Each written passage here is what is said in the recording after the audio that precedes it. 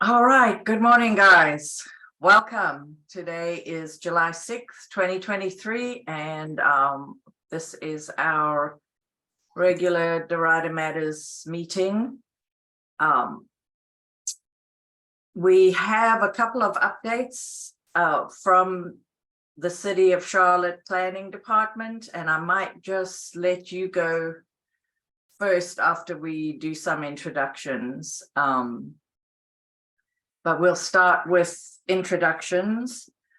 I am Teresa McDonald. I'm a realtor with Allen Tate since 2005, resident of Allen Hills, Derita since 2007. I'm on the Derita Statesville Road Community Organization Board and newly appointed to the Planning Commission. I'm very excited about that. I'm going to do my orientation today and be sworn in the next week or so, and excited to start attending those.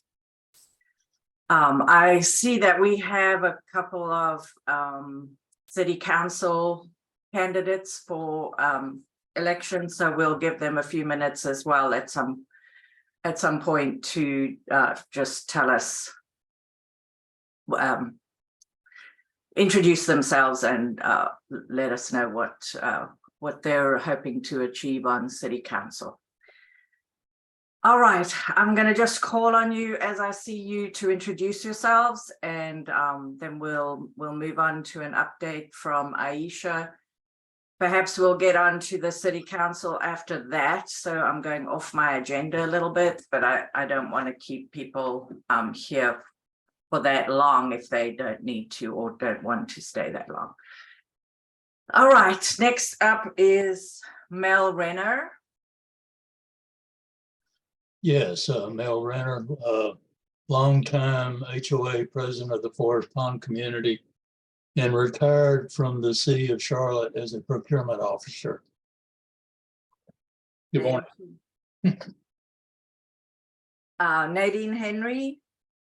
Good morning, Nadine Henry. I'm with the Sugar Springs neighborhood. I'm the leader of our neighborhood events, and I'm an event planner, and I've been in Charlotte for about 36 years.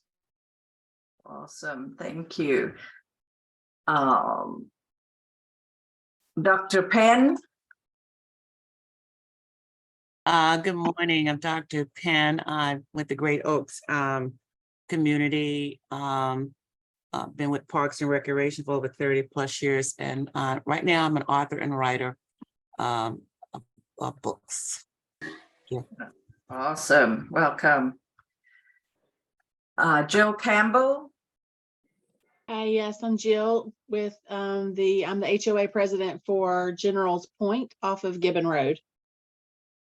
Welcome. Emily Tokars. Welcome. Hello, you said it right. I'm Emily. I live over on Gibbon Road. I'm new to the meeting, and I've been in Derita since 2017. I have two properties, one over on Sugar Creek and then on Gibbon Road. Wonderful, welcome. Yes, you live in what we like to call Derita Village. That's right, and I love it. And I'm a nurse if we're talking about what people do, so.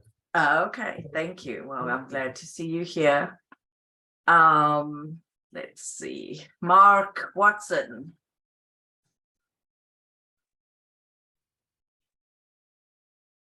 Are you there, Mark? Yeah, hey, I was clicking on the phone and trying to get it off of mute. Hey, Mark, I'm a concerned neighborhood guy, and I'm going to join on my computer for the visual, just so that request is going to come in soon. But Okay. but I won't have the audio on, so we won't have the echo. Thank you. Okay, thank you, Mark. Welcome. Sarah Morton. Hi, how are you? I am a resident of, I guess, Teresa, keep me honest, downtown Derita. Do I live in Derita Village too? I don't know, but Yeah, I know. Downtown Derita, Derita Village. That's kind of interchangeable. well, I grew up. My grandma, longtime resident of Allen Hills, and so stayed pretty local and bought my own house over in downtown Derita. Awesome. Welcome. Good to see you. And Terry Smalls. Hi, I'm Terry Smalls. I live in the Devon Gate community, been residing in the community since 2001, and I'm a retired social worker. I'm glad to be here. This is my first meeting. Yeah, welcome. I know you've been on our mailing list for a long time, so I'm glad to see you here. Thank you. Thank you. Glad to be here.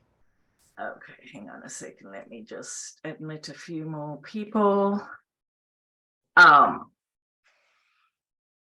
All right, and I think we'll go to you, Aisha, if you're ready. Do you want to share any screens?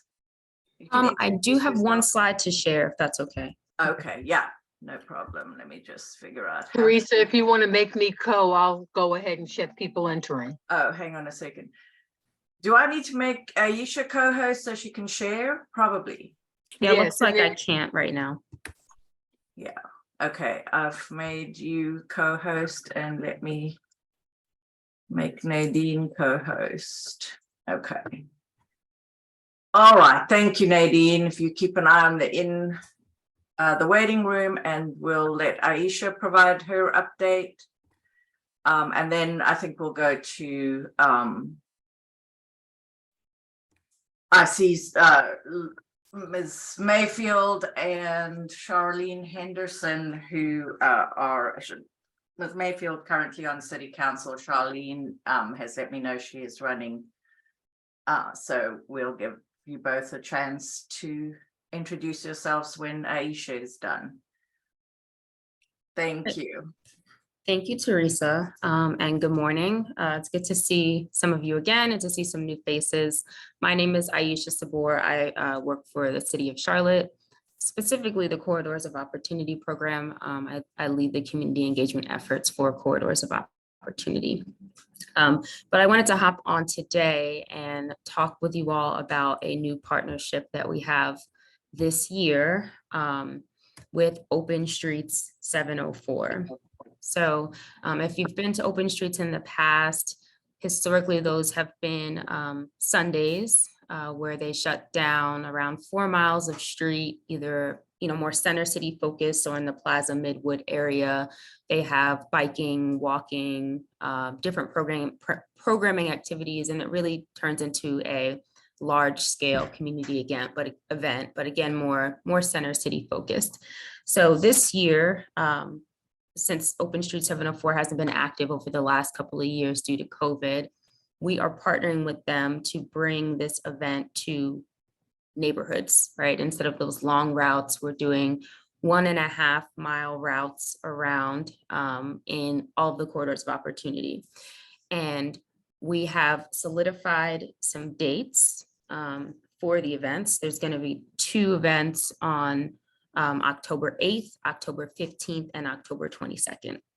So the event on October 8th is likely the one that will pertain to you all the most. We are doing the Sugar Creek Corridor and Albemarle.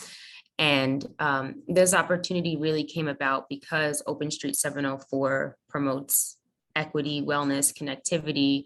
Corridors of Opportunities is focused on those same things, but through an equitable lens and holistic neighborhood revitalization. So we wanted to make sure that these events are authentic to the community. There's opportunities for the community to program their own events, and we get feedback from the community in terms of what you want to see in terms of programming. So currently we are doing a bunch of different touch points in different places. This is really just informational, sharing the information around the event.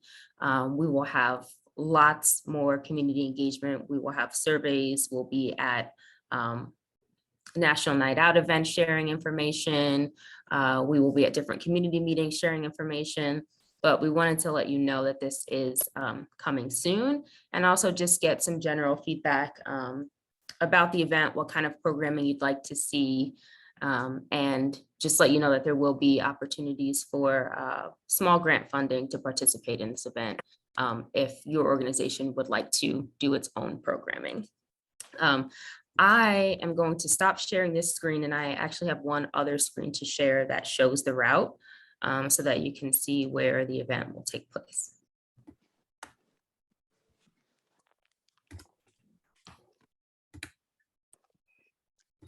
Okay, can you all see my screen? Okay. So depending on how Yes. you look at it, the event will start at Tom Hunter Park. Trying to zoom in. And we'll go down Pondella Drive.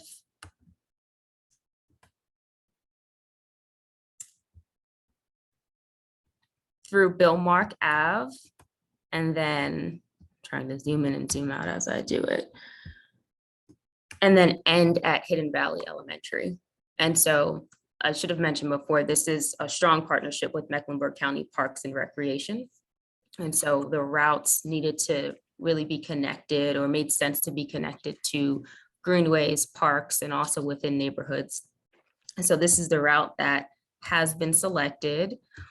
And again, there's opportunities for programming along the route. The heavy programming, like the stage and the music and food trucks and things like that, will be at the two park locations, or I'm sorry, at the park location and the elementary center. And so those will be where the heavy road closures are. And then throughout the route, CMPD will strategically close the road where it's needed, and also be able to let people in and out from their homes. So that is the plan so far. We're going to have another meeting on August 10th. It'll be a meeting for everyone in all of the corridors to come and learn what the next steps are, and also how to apply for that small programming grant funding to program along the route. And I'm here to take any questions. That's all that I have in terms of Corridors Connect, but any questions, feel free to let me know now, or you can email me. And if you are interested in learning more, if you would pop your information in the chat, we're keeping track at meetings of people who sign up to learn more, and we'll reach back out before the 10th so that you know what's going on next and when it's coming up. Wonderful. Thank you, Aisha. Does anybody else have any questions before I go ahead? Well, I just want to make sure that Aisha send that to Hidden Valley Communications at Gmail. That was a lot of good information. Will do. And Charlene, I was going to reach out to Ms. Parker too to see if there's a Hidden Valley meeting upcoming, or if I can just chat with the board about the route too. Absolutely. Great, thank you. I have a question just about what you mean by programming, if just to give us some ideas. Anybody on the call? Yeah, I think the goal of this is for it to look different in all communities depending on what the community wants. So I know some people have expressed they wanted to do some youth programming, they wanted to have a bounce house, they wanted to have host plates of food. Like, it can really be different things just depending on what the community wants to see there. Okay, thank you. You can be pretty creative with the programming. Okay, yeah, that's great. So If we want to put in for funds for that day, I put my information in the chat. We'll be able to be reached out to. Yes, please put your information in the chat. Either way, I'll reach back out to Teresa with the information about the meeting on August 10th, where it'll break down what funding is available and how to apply. But if you put your name in the chat, I'll make sure to get you on our mailing list as well. awesome.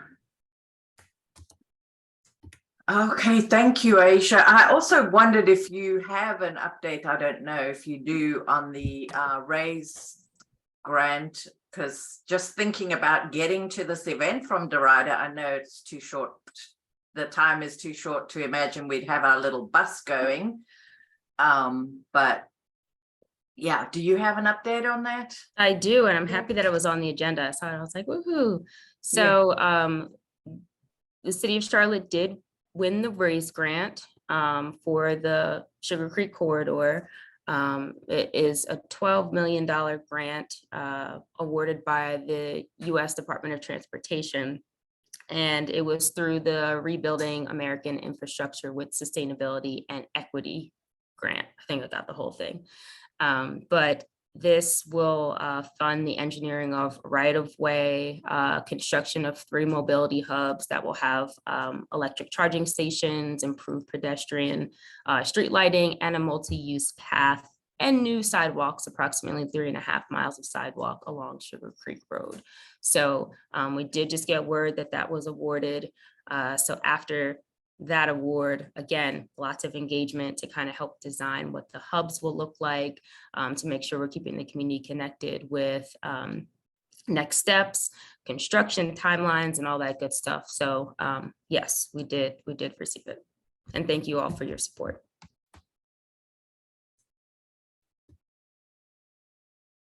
Aisha, can you put your information in the chat if it's not already there? Absolutely. And Teresa, I think you might have been talking, but you're on mute.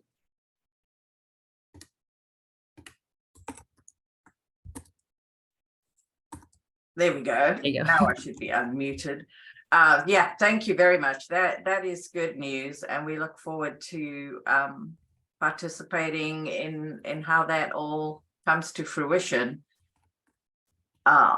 All right, we've had a few more people join since we finished introductions, and I'll just quickly call on you, and then we'll go to our elected officials or candidates that are on the call just to introduce themselves for a few minutes.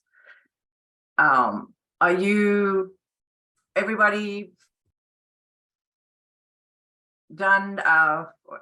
Finished your questions for Aisha? Okay, thank you so much. Thanks for coming, and thanks for joining us on the bus tour. We do have an update on that later as well. So thank you for coming. Thank you for having me again. Thank you. All right, let's just quickly introduce Tanya Faison. Hi, I'm Tanya. I'm the president of the Derita Athletic Association. Happy to be here. Wonderful, thank you. Carrie Miller. Hi everyone, I'm Carrie. I am on the board of the Avalon Elliott Creek Townhome Community. Also a longtime community advocate. Glad to see everyone on the call today. Wonderful, thank you. Jeffrey Simpson.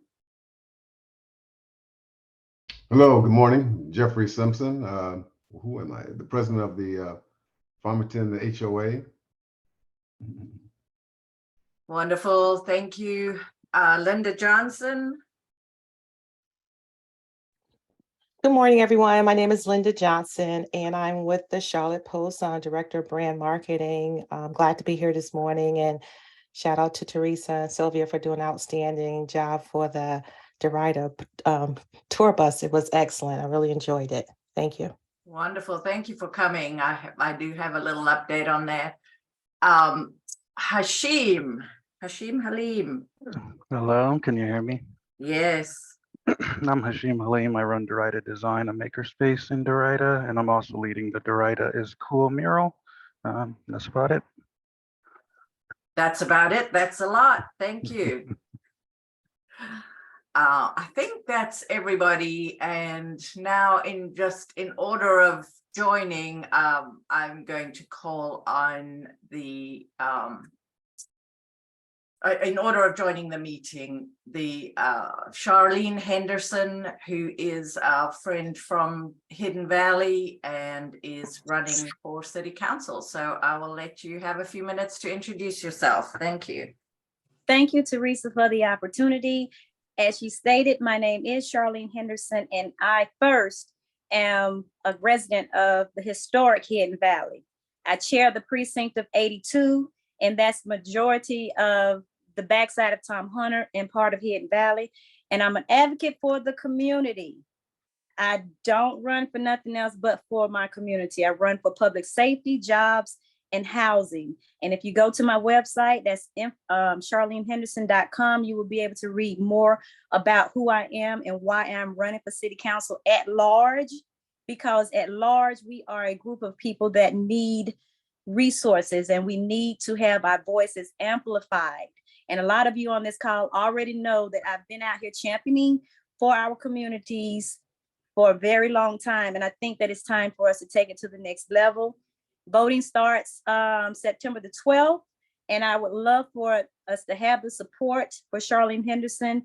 And I greatly, greatly, greatly appreciate everyone who has supported me. And I hope to continuously support you as having a seat at the table for city council at large. So Teresa, again, thank you for the opportunity. And I look forward to anyone who have any information or would like to get involved. Please volunteer, because I'm the community's candidate. It's time for change. Thank you, Charlene. All right, next up, Lawana Mayfield, welcome. Thank you for the invitation. Thank you for sending it to all of council. I saw it yesterday, so I appreciate the opportunity just to check in with all of you and to keep up with what's going on. As was mentioned, I'm Lawana Mayfield. I currently serve you on city council, representing you at large, formerly as a district rep for more than 8 years in Southwest Charlotte, District 3, before the rezoning happened. So I will be seeking re-election this year. Of course, there are 4 seats for Charlotte City Council at large. But the main thing is one, we just need everyone to get out and vote. I would tell everyone, I don't put as much energy in registering people. I want us to figure out those that are registered. How do we get you actually engaged enough to want to get out and vote? Our city has seen a lot of changes in these 3 years that I haven't been on council. Some of those changes, many of those changes I'm concerned about, because it feels like we've taken away the community's ability to be a part of our zoning and rezoning decisions and our decisions around development in the city. So I've already in these 9 months been fighting on council to try to make sure that the community voice is at the forefront and looking at what are we doing to actually protect neighborhoods when we're seeing a city that is becoming truly unattainable for home ownership for many people, and even for rental, when we have so many corporate investors, both domestically and internationally, that have moved into our community, and you have brand new single family communities that are rental communities. What are we doing to protect you, the residents, and not just more corporate, and helping people understand the difference between housing trust fund dollars and looking at hospitality and tourism. When we're looking at a new business, those funds can only be used for more economic development coming in. But we've approved some funding to help a lot of ways, over 26 million early this year for about 750 units, both multifamily and single family. Yet I am really pushing for more opportunities for home ownership, because we still know that is the best way to build wealth in our nation. So I'm asking everyone, please be engaged. I would love for you to be a part of my campaign. It's real easy. My website is votelaWanaMayfield.com. I would gladly add that into the text, but reach out to your council. When you have questions, when you can have concerns, I always encourage everyone, start with your district rep. If you're not able to identify a solution or information or response, utilize your at-large members, because that is part of our role. So I've already attended a number of meetings, a meeting out in Derita as well as throughout the city, because I come from a community organizing background before running for office. So I'm definitely engaged with how the residents feel that this city is being grown and developed around them versus with them. So I would love for everyone to be engaged, join my campaign, be a part of it, make a donation. People don't realize a $5 to $10 donation could make all the world of a difference, so that we don't have to have $3,000, $4,000 donations from the corporate community. But mainly I wasn't here to campaign, even though it's that season, and I keep forgetting that it's that season already. I was just jumping in to hear what's going on over in Derita Matters to see how I can support, which you know is you have me to November, so utilize me. That's a guarantee. September will work its way however it's supposed to be. I'm just asking everyone to be engaged and make sure your family members and friends are engaged to actually get out and vote. Thank you. Thank you very much. And then just one more. I see we have our County Commissioner, George Dunlap, on the call. So I would like to give you an opportunity to introduce yourself and let us know what's going on from that point of view. And then we can move on with the agenda, or if you guys have any questions for any of the three speakers. So welcome, Mr. Dunlap. Good morning and thank you. Thank you to all of you who are participating on this call.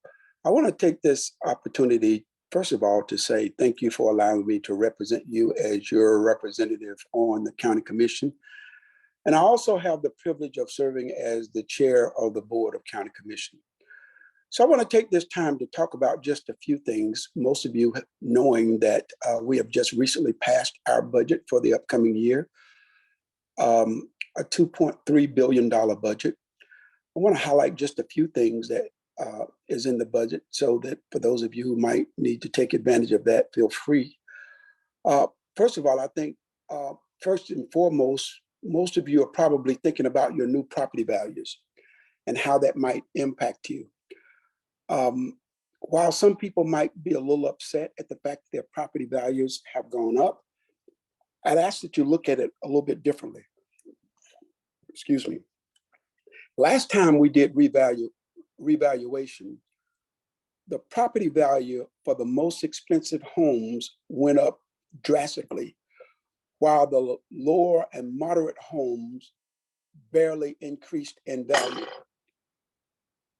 This time it was a little bit different in that the more expensive homes increased marginally, while the lower valued home increased more substantially. In fact, some homes went up as much as 50% in value, which simply means that if you had a $150,000 home before revaluation, it is now valued at $300,000, and people are concerned, well, why is my house valued so much? I would ask you to consider this. When you look at generational wealth, that is the wealth that you obtain while you're living, the wealth that you might pass on to a loved one. Instead of passing on that $150,000 that you might have passed on prior to revaluation, you are now passing on $300,000. That's substantial. So while property values increased, and you've heard it before, it is getting more expensive to live in Mecklenburg County. But that's not something that we control. That is something that the market controls. That is something that the developers control. We are just concerned that people still have the ability to live in their homes. So much so that the County Commission put aside $14 million to help people pay their taxes. This is available to those who are on the lower economic rim. The program is called the Homes Program. If you fall into a certain category financially, you can apply. And for those of you who are veterans and wanted to make sure that you would take advantage of the Homestead Exemption Act to get a reduction in your taxes.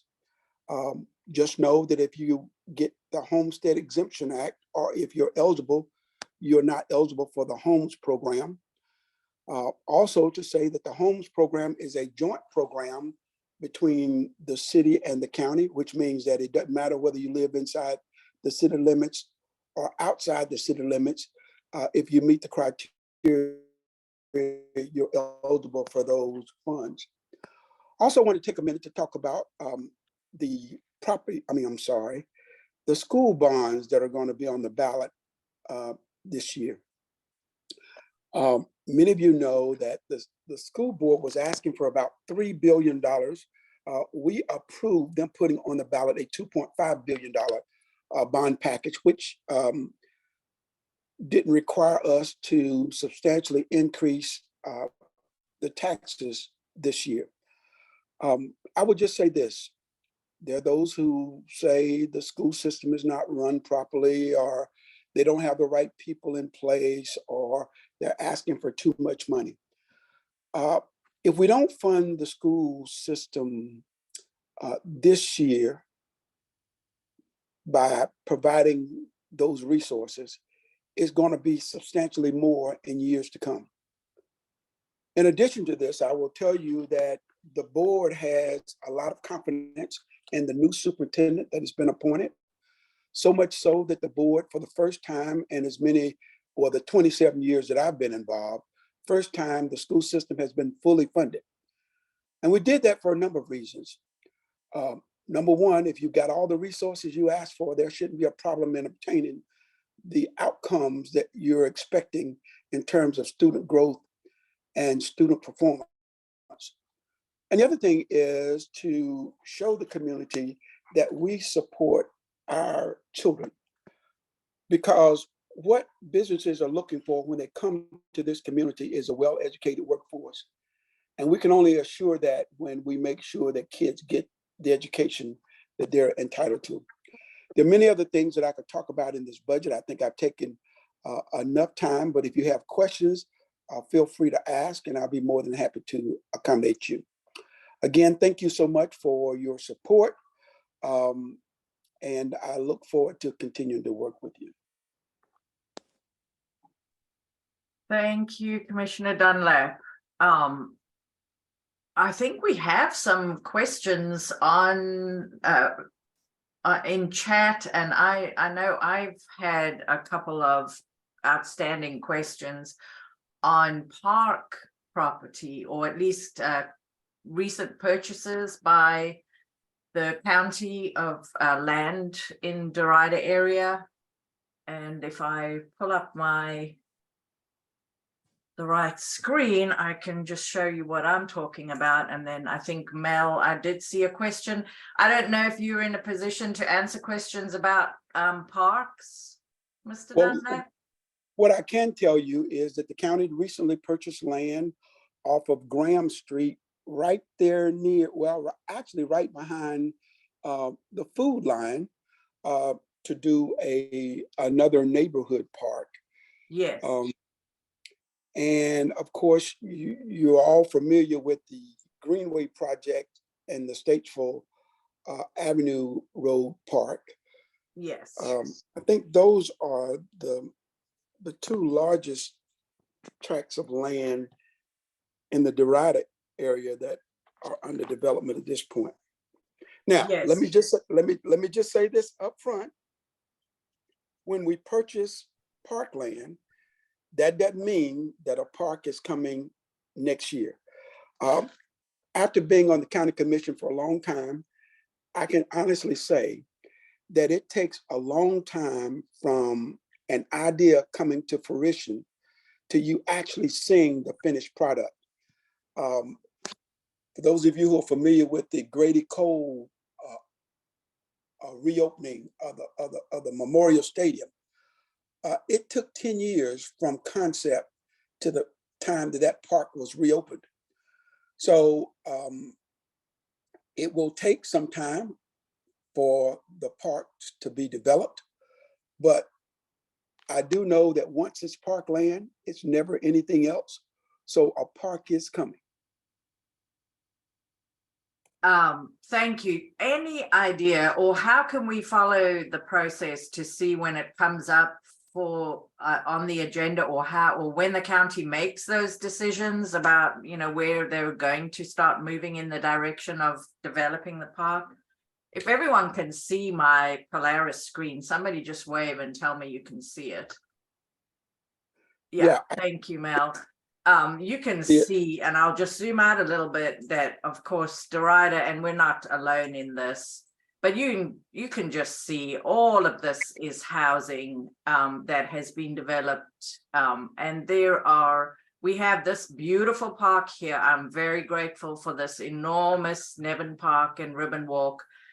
But in terms of parks that are accessible within a 10-minute walk, which is an important quality of life measure, we have a dreadful shortage of parks.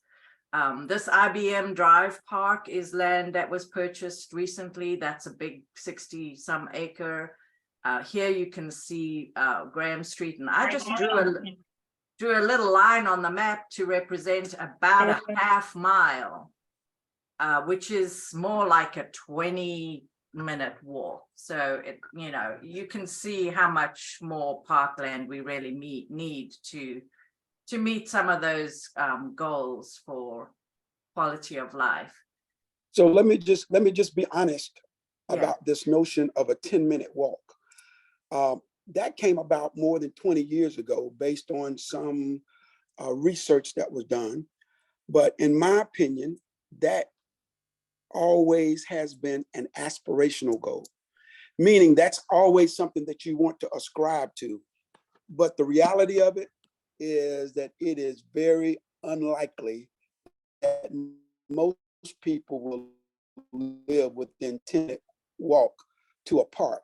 When you consider how fast Mecklenburg County is growing, the population increase, we're almost at 1.2 million citizens right now. And the park budget is probably the second largest budget funded item within our budget. In fact, this year and last year, the county commission appropriated $50 million to buy parkland. Historically, the county put $6 million a year in parkland purchases. But for the last couple of years, we've been spending on average $50 million. And that $50 million is usually spent before the next budget cycle comes around. So while the park situation has substantially improved, the notion that people will have a 10-minute walk to a park, in my opinion, is still unrealistic. No, I agree. And it's part of, the last 30 years of developing and just adding housing without the thought that really some green space or park needed to be included in that development. And hopefully that's something that has changed in recent years with new development.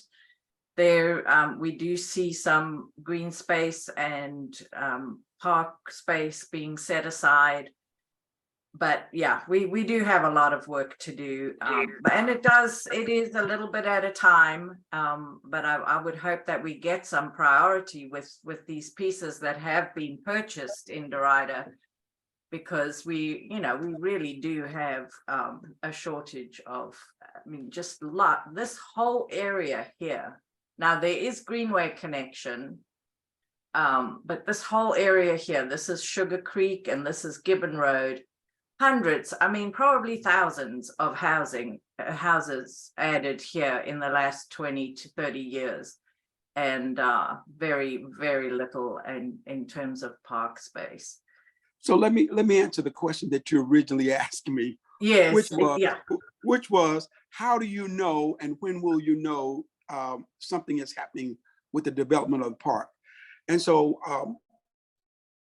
Park and Rec is extremely responsive to those kinds of concerns. And so anytime they do any work on any park in a given neighborhood, the neighborhood is first advised.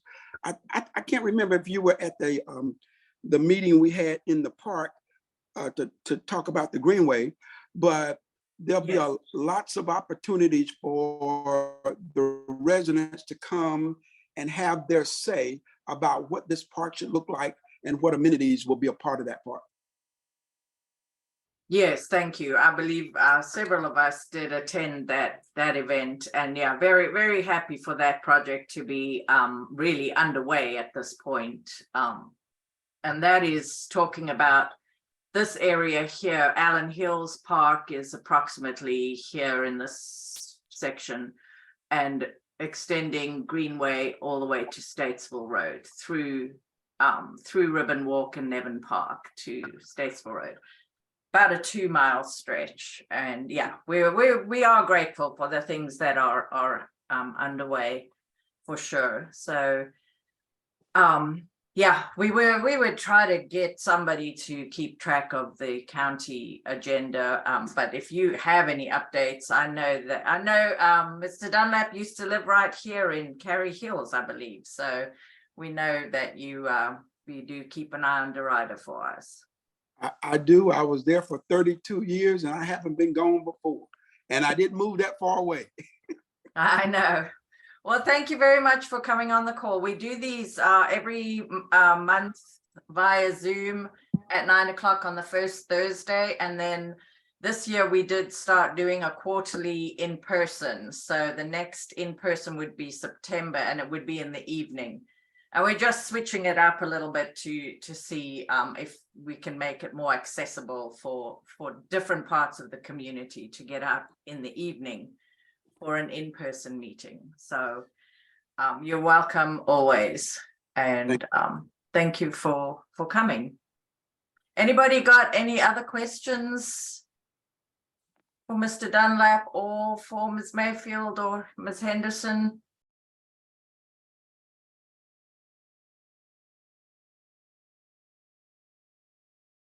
Okay. All right. Well, thank you guys. And it is 9:45. Let me just go through my updates. I don't know if how many of you were at our in-person meeting in June, which was the last one.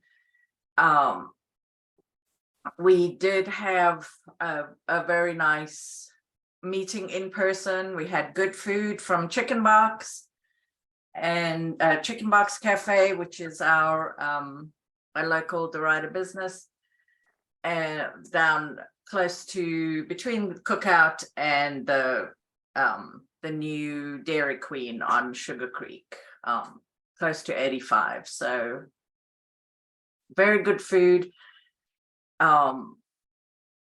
And I'm just going to recap some of the updates from that meeting, since it was, I think we did have about 30 people there, but not many people on this call. So Chicken Box, they did not donate the food, but they gave us a huge break on some of the setup and catering and delivery fees. So we're very grateful for that. And the food was good, and they were there to set up and break down. So very grateful. I'm just showing you roughly, the area that we cover in these meetings. Not to say that it's totally limited to this, but downtown Derita, centered kind of here where Sugar Creek and Mallet Creek meet, and Nevin Road and Gibbon Road, kind of in there is the downtown area of Derita. And then we just consider these kind of the natural barriers. This is Harris Boulevard, this is 77, and this is 85. And the corridors that connect us with Hidden Valley, this is Sugar Creek, this is University City Boulevard, which connects us to Light Rail and everything around IKEA. So these are our connections, to the rest of the area. Just a recap of what I try to keep track of.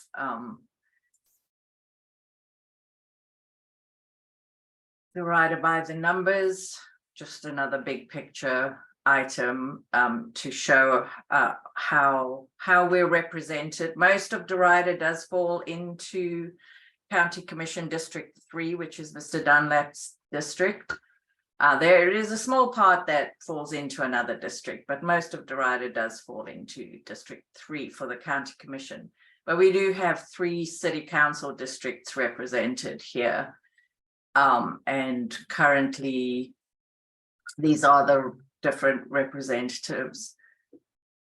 And then the at-large city council, of course, they're intended to take a broad, they don't represent a particular district, they take a broader view. Next meeting will be August 3rd, Zoom.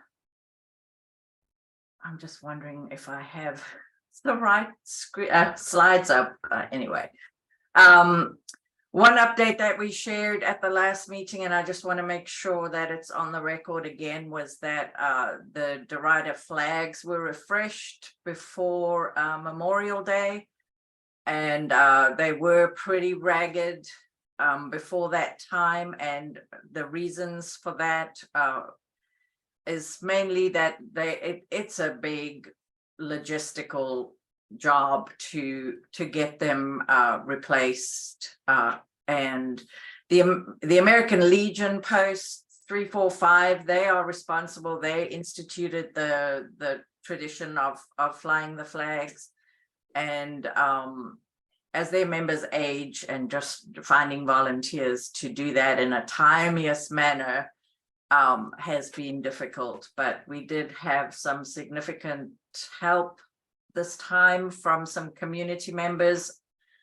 on the other side of Sugar Creek, Ray and Kathy Chestnut, and of course Commander David Stickley, Sylvia Cannon, and then Maria's Grill and Gary's, and some of the other businesses donate funds to keep the flags going. So it's an ongoing effort and a challenge, honestly, to keep them looking good, because with the weather, they do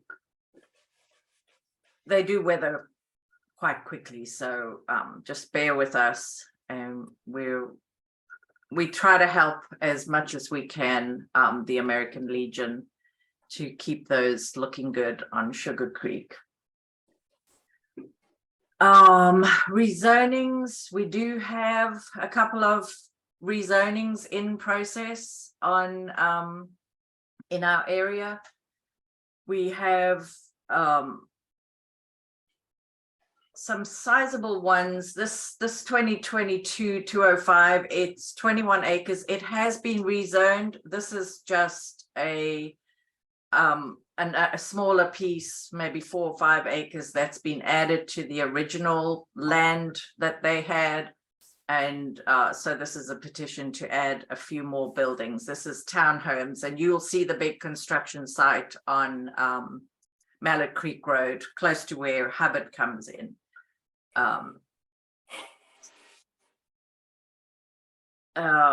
This is another one at the corner of Old Statesville and Harris Boulevard that is looking for an urban residential zoning, which would allow for multifamily, probably apartments. And this is a little bit, it's off Millhaven, which comes off Statesville Road between Statesville and 77. There's a 15 or 16, almost 16 acre parcel there that is also requesting rezoning for townhomes. Madame Homes is the petitioner, and they built some beautiful housing, so that we'll keep an eye on that petition. And then right here in Allen Hills, we have a huge parcel, 25 acres.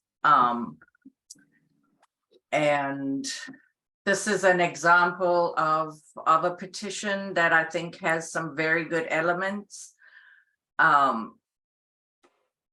including a park and some trails. There's a beautiful lake on this property that will be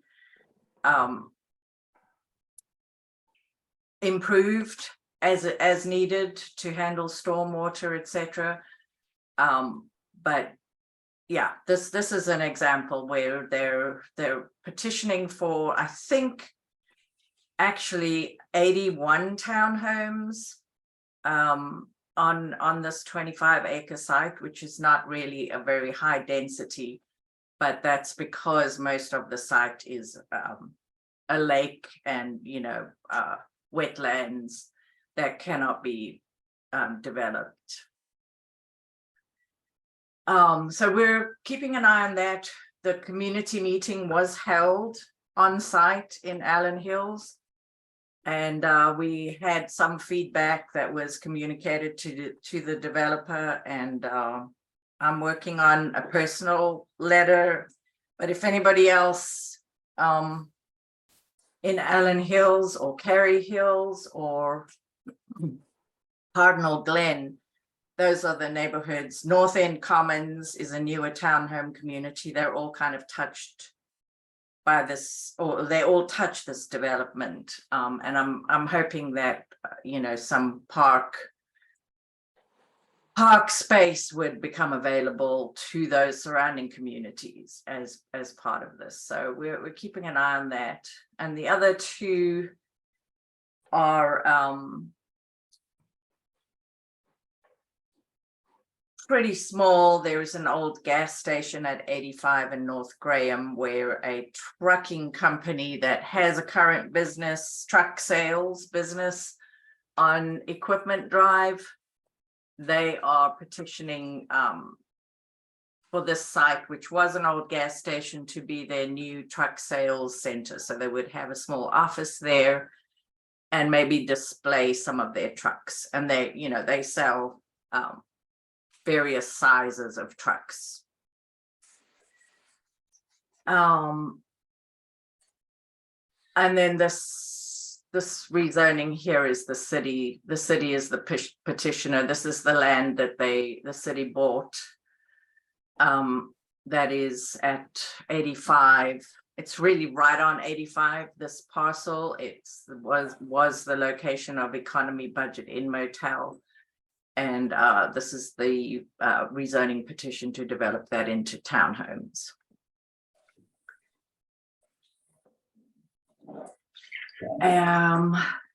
The bus tour was a big success, thankfully, and big thanks to Jeffrey Simpson for arranging the bus. The Keith Family Y, which of course, you know, is in Derita, very close to Harris Boulevard, but they donated the use of one of their buses, and their driver, Trent Neal.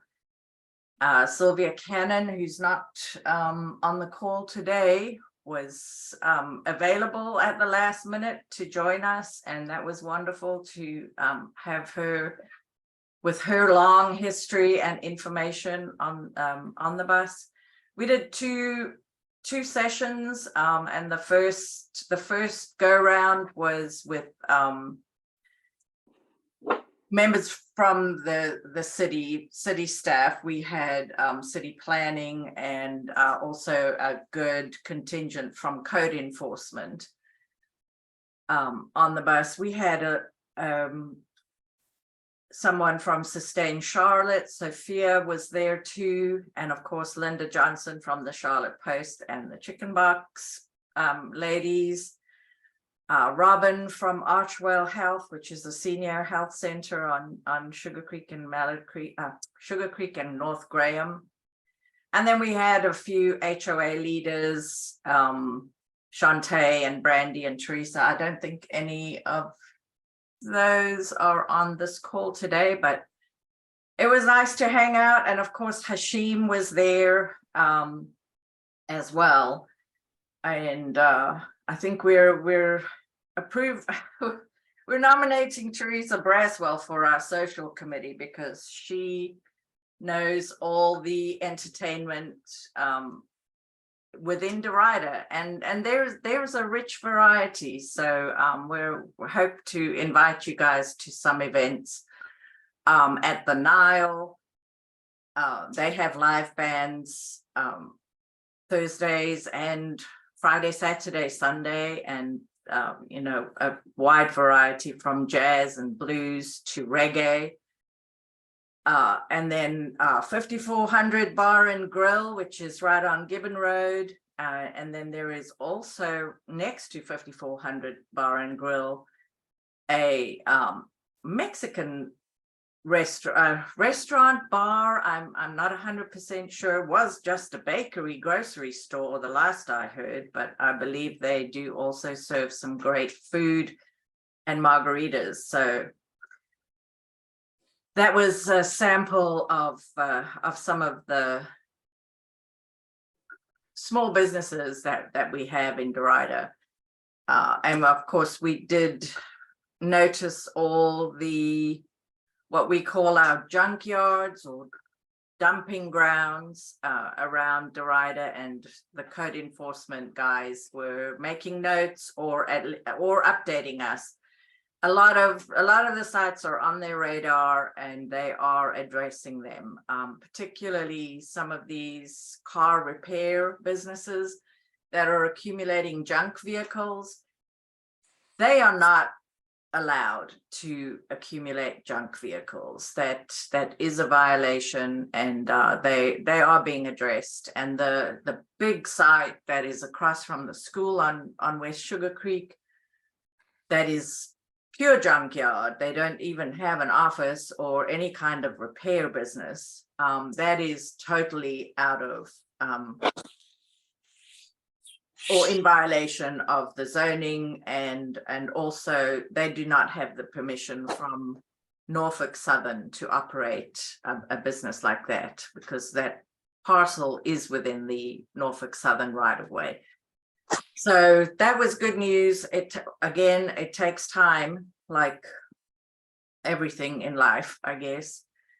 But we are following those particularly because they're on prominent sites within Derita and just really making the whole area look bad.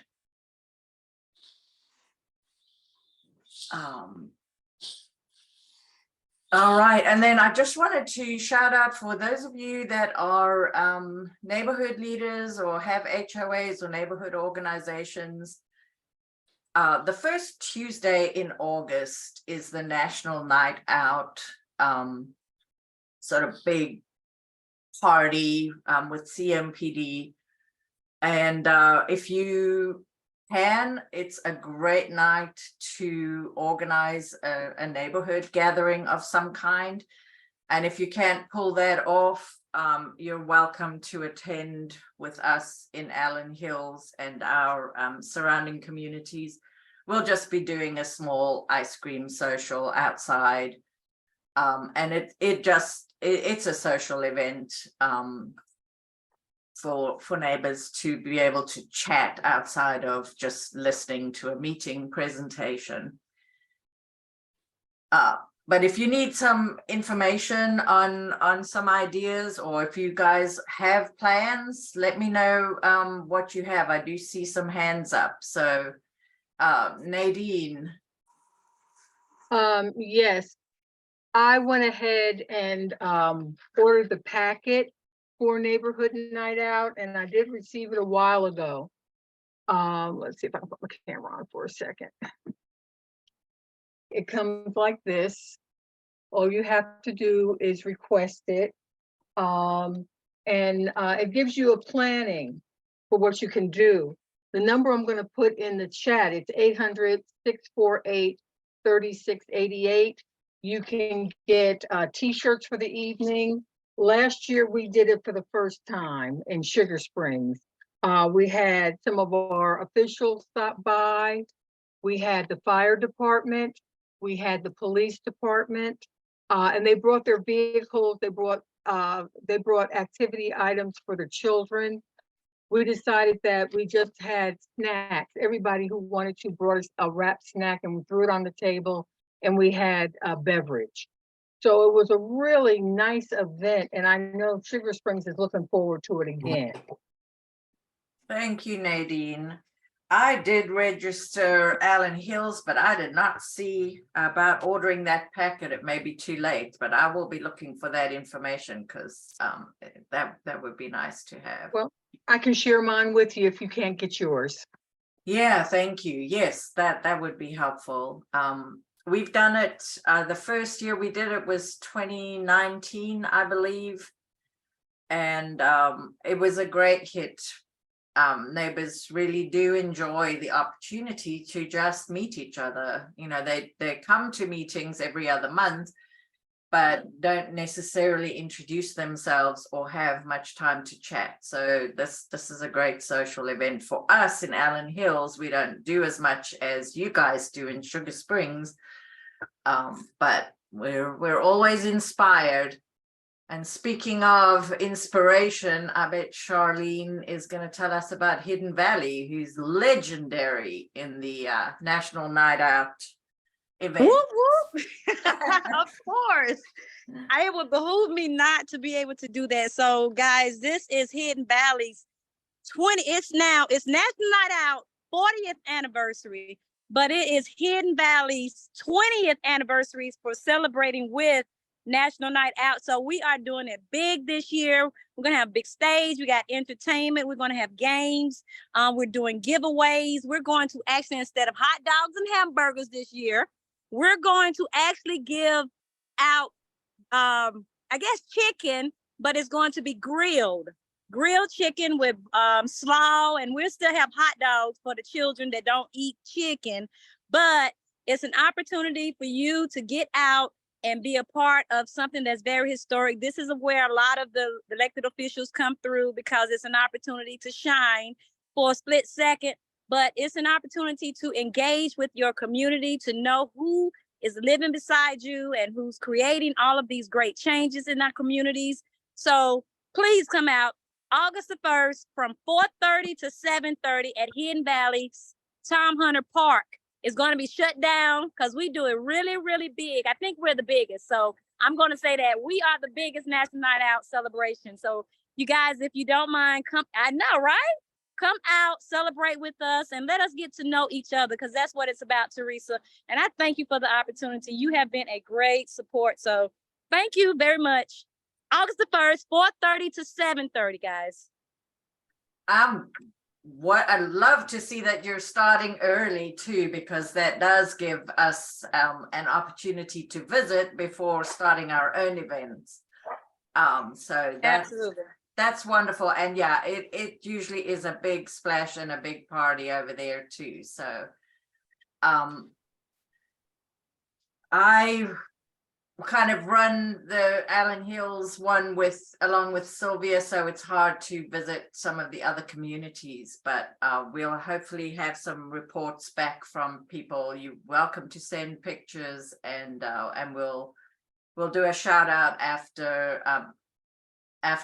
the August 1st at that next Derita meeting, which will be on the 3rd, and you're welcome to share some pictures from your events. Anybody else got anything planned or inspired? Nadine is a wonderful resource in terms of just starting with these neighborhood events, because they really went from 0 to 120 just in the last few years. And, you know, the pandemic was in the middle there.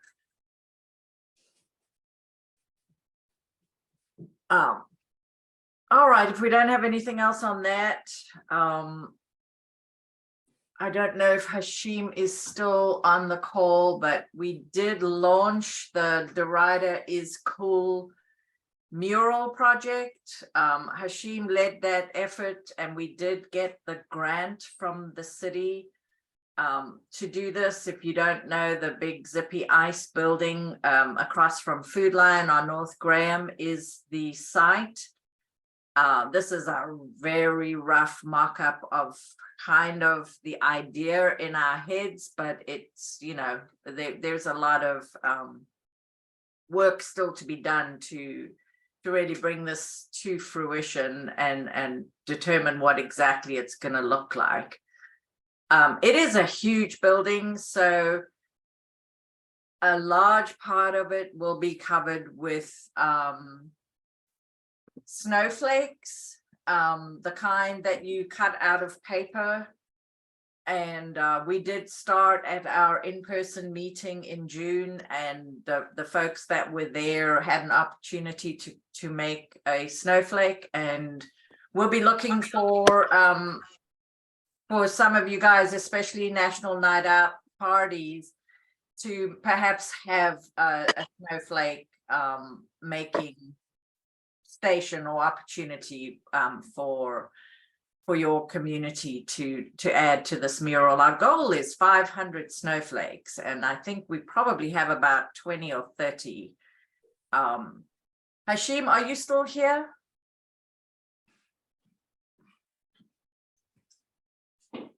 I think he left. Yeah, he probably has work, you know.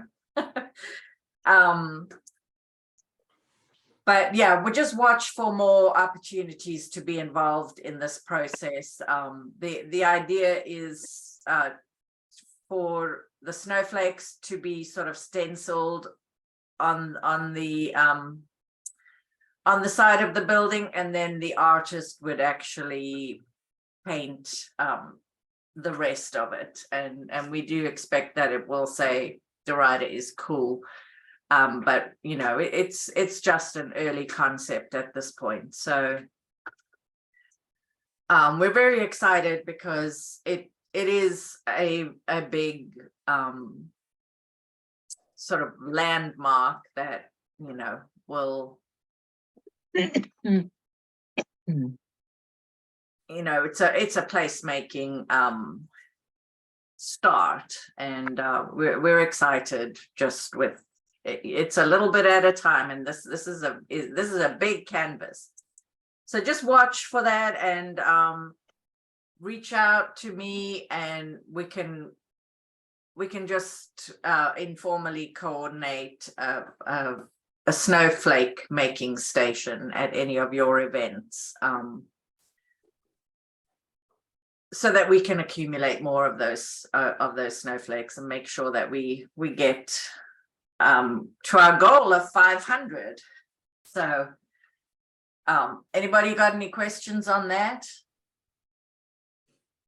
Just please make sure someone gets to Hidden Valley, because we service about 300 to 400 people in National Night Out. Yes, okay, thank you. That will be wonderful, thank you. And if you guys don't know, our first Derita mural is on the side of the Derita Dairy Bar, and it actually depicts the community garden in Hidden Valley. And that theme was selected just because of the connection. You know, 85 is, the Interstate 85 is a big barrier, but Sugar Creek does connect us.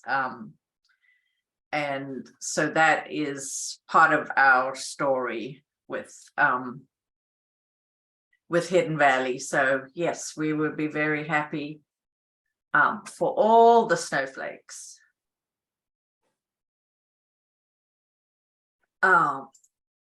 I think that is all that I have. That is out of date. So anybody got any updates or questions on anything? Or anything to share or questions?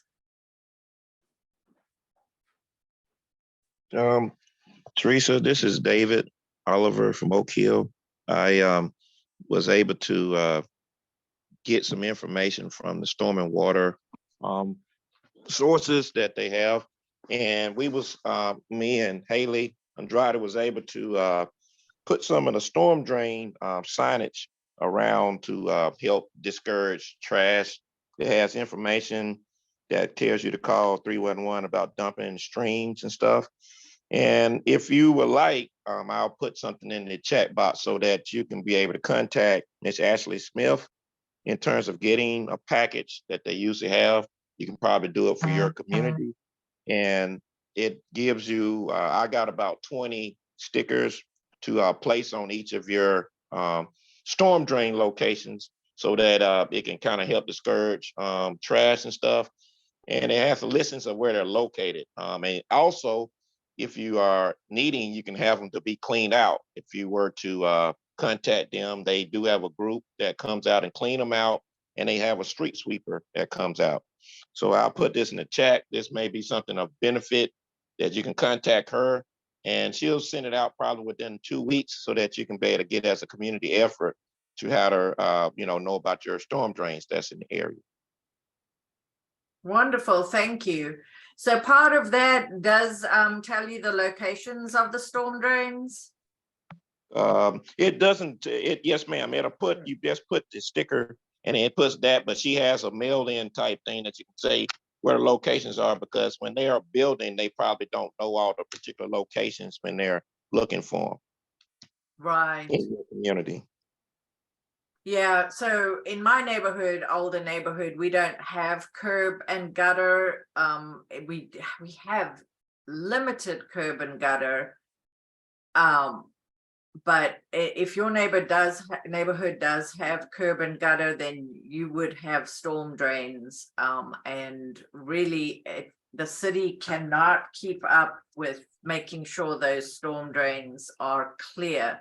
So if we know we're getting a large rain event, it really is up to us to make sure that the storm drains are clear. And if you do notice any blockages or leaves piled up in front of storm drains, 311 is the number to call to get it cleared. Or of course, if you're feeling energetic, you can clear it as well. And usually it's a matter of leaves that get in the way, and obviously trash.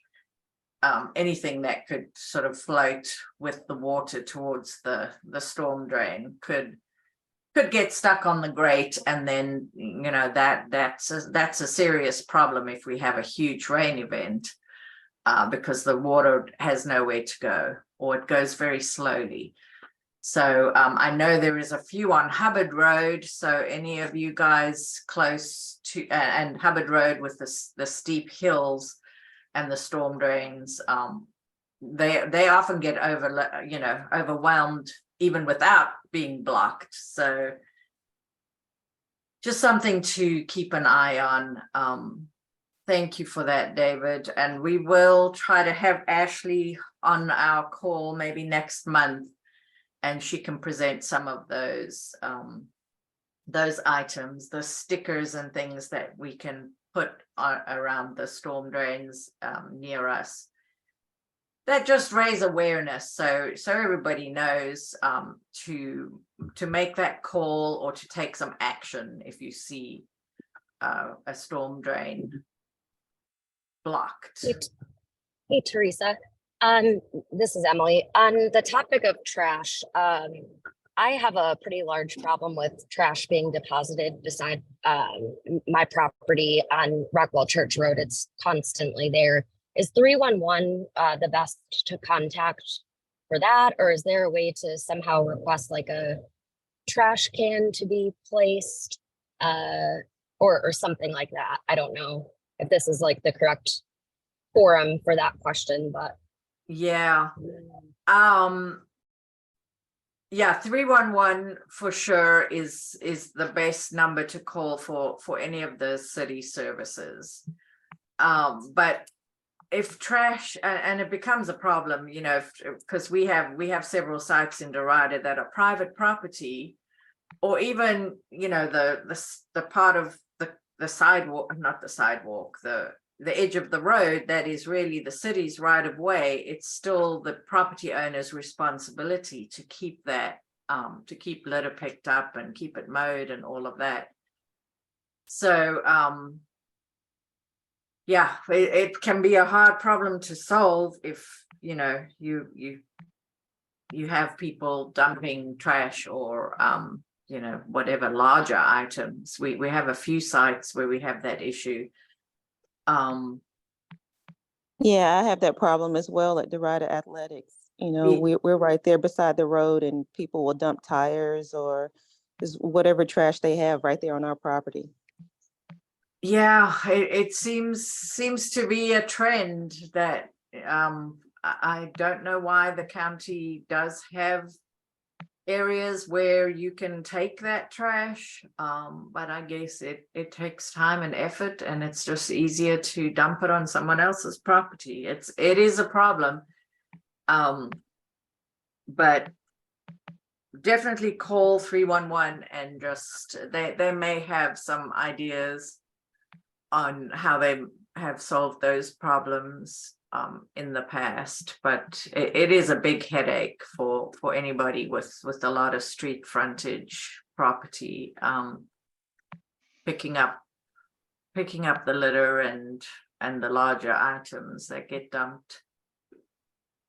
Teresa, may I just add to this? I am a stock supporter of making sure our streets are clean, but the problem comes in when people, and this is just in general, if people, and I know we're grown, but if people don't know the A's, B's, and C's of keeping streets and paths clean, we have to be able to put things in place that's going to help re-educate the mind and re-educate those who do not know.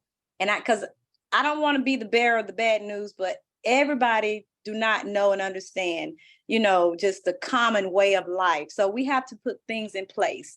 That's one of my reasons for running, because we have to make sure we re-educate the mind of the people. So I hear everyone on this call. I promise you on everything that I love, this is why it's important that community have an amplified voice and a seat at the table. I promise you, I'm going to bring all of that to the forefront. Thank you, Charlene. Yeah, litter is just one of those things that it can really erode trust in government, trust in your neighbors, trust in, the city, and it just erodes good feelings all around. And it does take education, and I agree, we really do need a new public education campaign. I remember one when I was about 7. Now, of course, I wasn't in this country at that time, but it was a big thing. I mean, I still remember the little jingle, and to this day, I despise litter. So it worked. And I would love to see, probably needs to be more than just the city, county, state, maybe country, just try to have a little campaign to that effect. Because yeah, we all do wear ourselves out picking up around the community, and we've got a few people that do more than just their property. And of course the city does have the Keep Charlotte Beautiful program, where you can get supplies to do a community cleanup, but I agree, where we can't just keep cleaning up. We need to try to get to the source, and the education and just awareness. So Teresa, I left the phone number for Miss Ashley Smith, so that if anybody in your community wants to reach out, when I talked to her, just explain to her that you know about the stormwater program, and she might can answer any other questions. But basically, it's a kit that comes. You tell about how many storm drains in your area, and she may be able to answer some of the questions that y'all have that's coming about. It's just a simple thing. I just was concerned about it because during the fall, when we do get a lot of leaves down, that was one of the things I was kind of making a big point about, trying to clean it out. And since we pay our taxes, this is something they use with a big machine that comes out, and they have a team that cleans this stuff out. So you don't have to spend the time to do it, but it's just about letting them know to come out to do it, because they have a crew of people, but who's to say they're gonna come to our area if you don't let them know? So exactly, yeah, So they're not they patrolling self-produce them. necessarily, or if they are, they just do not have the manpower to do every single street every week even. So yeah, and that is 311. You will see, and they also have the app called CLT Plus. You can put it on your smartphone, and that is a very easy way to make these reports. Whether you're requesting speed bumps or other traffic calming, or reporting trash or stormwater issues, you can do it on the app, and you do not have to wait for somebody to answer your call, because that sometimes the waiting times are long, and when you call 311. You know, the other one that is good too is trees. I have an old tree in front of my house, and it shoots out and it goes over 50% into the street, probably about 3/4 of the way. And the city will come out as long as it's over 50% and trim the trees for free. It bothers me in the wintertime when it's icy roads and you just get those black ice spots. So I try to make sure they do my whole street. Wonderful, yeah. Thank you for that, Nadine. Anybody else got anything to add? Thank you, Emily, for that topic. And it's something that definitely comes up all the time, and it is a challenge. And maybe we can put our heads together and figure out how to get some education and awareness going. Mel.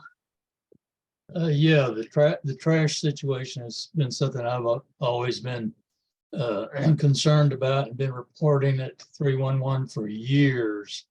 Unfortunately, our community doesn't have what I call Valentine ambiance, if you will, where things do get taken care of in that regard. I am of the opinion very strongly that the more efforts to clean up, the more the people that throw out trash are going to do it because they know it's going to be cleaned up. So it's just a vicious cycle. And I think a good way to maybe address that is to encourage your representatives for the city to impose a significant enforceable fine for littering. So you can get to the heart of the problem, which is the people that obviously don't care about our environment. Just a few words of how I feel about it, and how, it's a never-ending problem, and it's a bad reflection on our community overall, to have all this litter just piling up and forcing us to try to clean it up so that they can throw it out there again. Yeah, thank you, Mel. There is really almost nothing as kind of corrosive to optimism and pride in a community than trash. Education is certainly important. Yeah. I agree with the previous comment. I forget who was making that comment, but it's certainly appropriate. Yeah.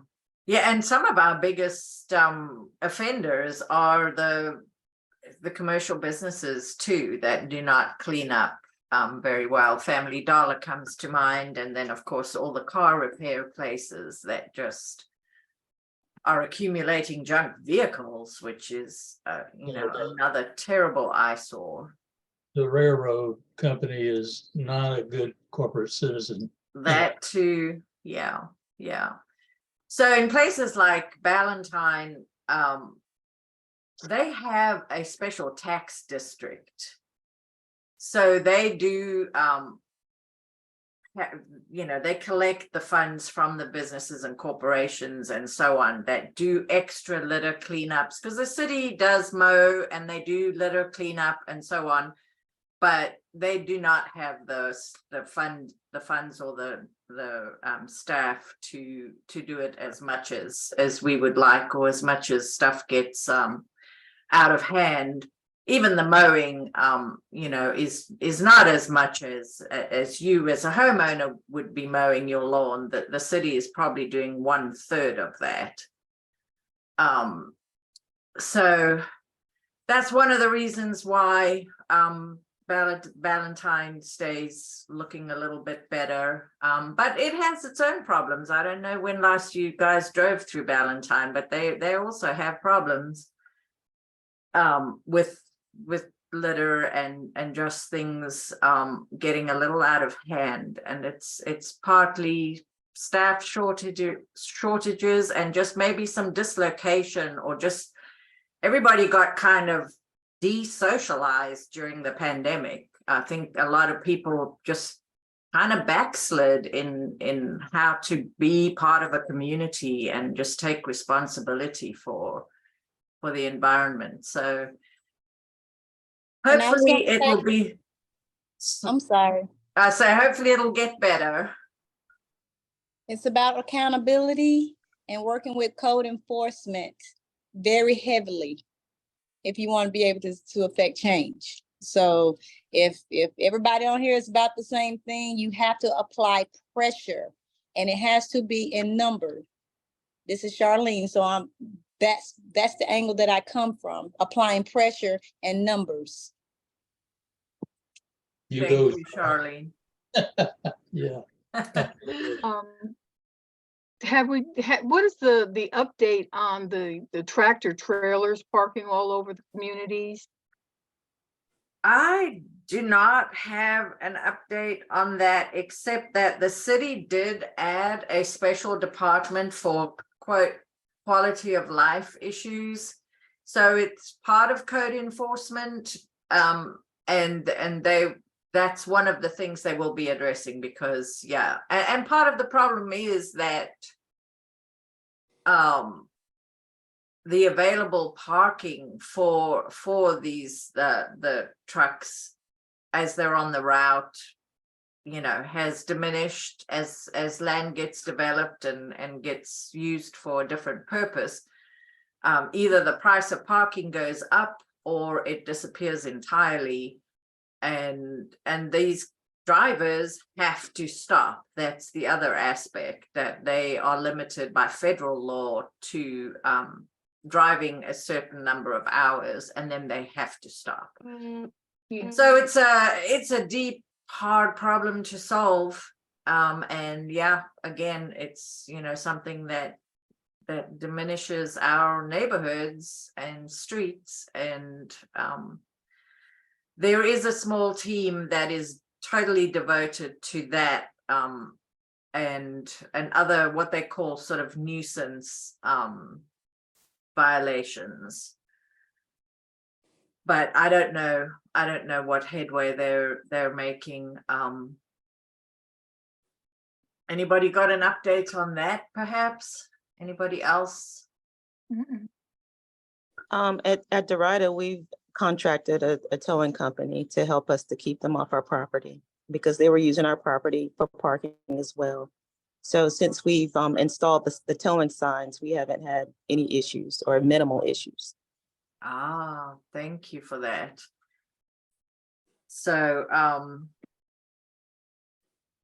yeah, some of the other places are just they are public parking areas, or maybe it's a bigger shoulder, like on the on some of the roads just off the freeways, and yeah, you'll see many trucks parked, and I don't know, sometimes even right here on Nevin Road we've got an area where a couple of trucks park.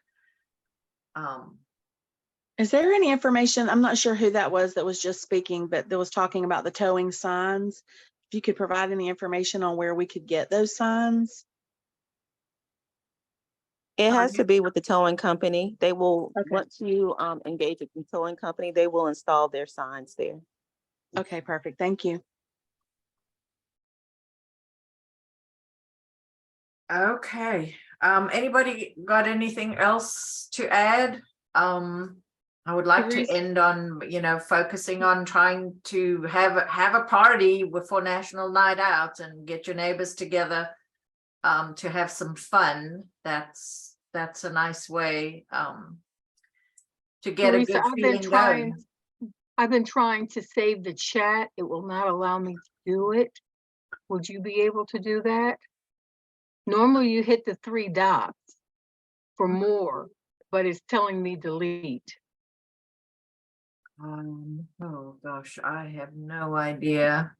And then I tried to copy and paste it to a Word doc, and that didn't work. Oh no, never mind. I don't know how to do that. I don't see anything on my side that looks like I can. Okay. I'll just take pictures of it. Yeah, I'll give you a moment to do that. And I think we're done. It's a little after Hey, 30. Just an update from Derita Athletic Association. Yes. We are now starting registration for our fall football and cheer season, which will begin on August 1st. So Teresa, if you don't mind, I'll send a flyer your way to maybe distribute with the group. So we're just trying to give our young folks something to do. Yeah. So if they're looking to play football or to, participate in cheer, please come sign up. Wonderful. Do you also put something out on Nextdoor? Yes, our staff, our board members typically put something on Nextdoor, and we'll also put it on our social media pages as well. Okay, wonderful. Yes, I saw somebody asking about it as well, just looking for football for their kids. So Okay. I did recommend Derita Athletic Association, but yeah, Nextdoor is becoming hard to, just see the stuff that's relevant or from your own neighbors. So I don't know how successful it is, but we will certainly pass out that flyer. So send Thank it you. on. Is there any way, like for our neighboring communities, if we could maybe send it to maybe the HOAs and maybe they can do like a mass email to the community members? Is that possible? We have on our mailing list, we have several of the neighborhood leaders around, and they do get the updates after these meetings, and that's where I would send that information, and I hope that they disseminate it to their lists. I don't know that happens, but our mailing list is about 700 to 1,000 people, not just HOA leaders. So it does go out to a significant number, but I would hope that any neighborhood leaders who have email lists would forward stuff like that as well. Okay. And then Maria's is a good place, and Derita Dairy Bar, some of those places to put a flyer, because a lot of the community goes through those areas. But you're trying to really get parents. I don't know. I don't have any other ideas. Food Lion. Besides the schools, but of course they're closed right now. The Food Lion might be a good location too. Yes. Awesome. Okay. Yeah. Thank you for those suggestions. Okay. Awesome.